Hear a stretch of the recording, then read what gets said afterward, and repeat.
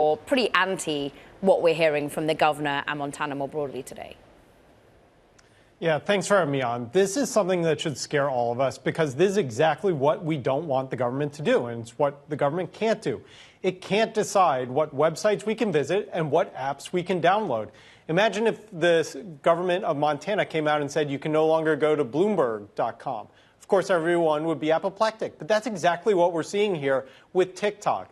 At the end of the day, what we are ultimately going to see is a legal challenge on this because this is a clear violation of the First Amendment. The government can't ban speech, which is exactly what this is. Simultaneously, it is a clear violation of something called a bill of attainder. It's a legal term that we use rarely, where you can't criminalize an individual, and that's exactly what you're seeing here.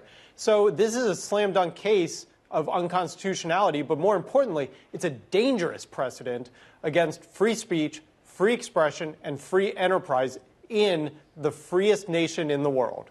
Remind us why, thus far, they've been able to ban them on government phones.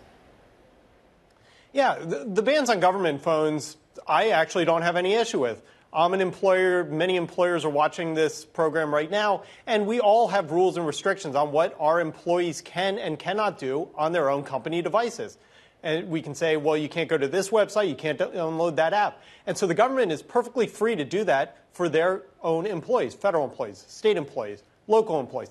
In fact, as a taxpayer, I don't see any reason why a government employee should have TikTok on their government devices, because when I'm paying their salaries as a taxpayer, I expect them to be working, not producing TikTok videos, not watching entertainment videos. So that's why the government can do it on their own devices. But it is very different from the government then coming in and telling me, telling you, telling everyone else out there what websites they can visit and what apps they can download on their own personal devices. So, as you say, and you've come out saying this is unconstitutional, TikTok has come out saying that it's against free speech. Legal arguments abound, but it does put the onus back on the federal government and what is currently being debated by the administration to either ensure that national security is preserved or indeed curtail TikTok within the United States more broadly. Is there any way that the federal government could enact this, do you think? The thing at the federal level is TikTok is kind of a distraction. It's fig leaf. A lot of lawmakers don't want to have an important, necessary discussion on the U.S. dependency on China, national security, cybersecurity, or privacy. But there is legislation today before Congress that they could look to do. They could create a national standard on cybersecurity. They could look to create a national standard on privacy laws. And what this will do is it will protect all Americans, regardless of whether an attack is coming from outside the U.S. or from within. Let's remember, some of the biggest data breaches in U.S. history came from inside the U.S., whether it was SolarWinds in Texas, whether it is the hack last month of the health information of members of Congress, or whether it was a government employee deciding to dump all of our secrets about Ukraine onto the internet to impress their friends. So we need to harden our critical infrastructure regardless. And focusing on one business, one entity, one nation distracts us from the important work that Congress must do to harden these critical infrastructures and make us all safe.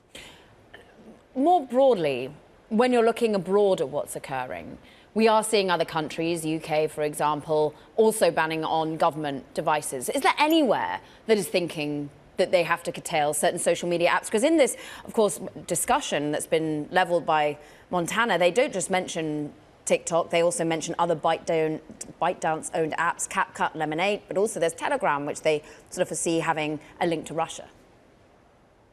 So there is certainly one nation that is in the business of deciding what websites and what apps its citizens can use, and that's China.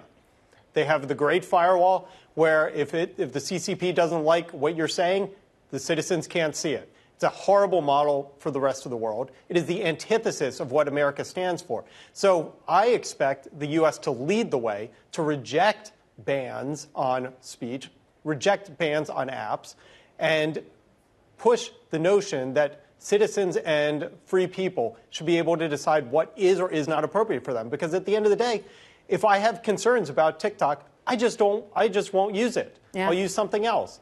And that's the freedom of choice. That's the freedom that we have here in America. And unfortunately, in Montana, that freedom is being taken away from its citizens. Very briefly, of course, you're association members are TikTok, but they're also Amazon, Airbnb, Etsy, Meta, a number. Do your association members currently feel that regulation in the US is working for them or against them? You know, across the board, NetChoice is out there fighting every single day to plow the field for free expression and free enterprise. And we are all behind the notion of creating a national standard on things like privacy law or cybersecurity law. Because at the end of the day, what that will do is secure Americans. And more importantly, it will make it easier for Americans to know how their privacy is treated, how their data is treated. And for businesses out there, it gives them a simple, easy one standard to follow, which drives down costs of compliance and makes it easier to spend that money on innovation. We need innovation at the speed of technology, not at the speed of government. And that's what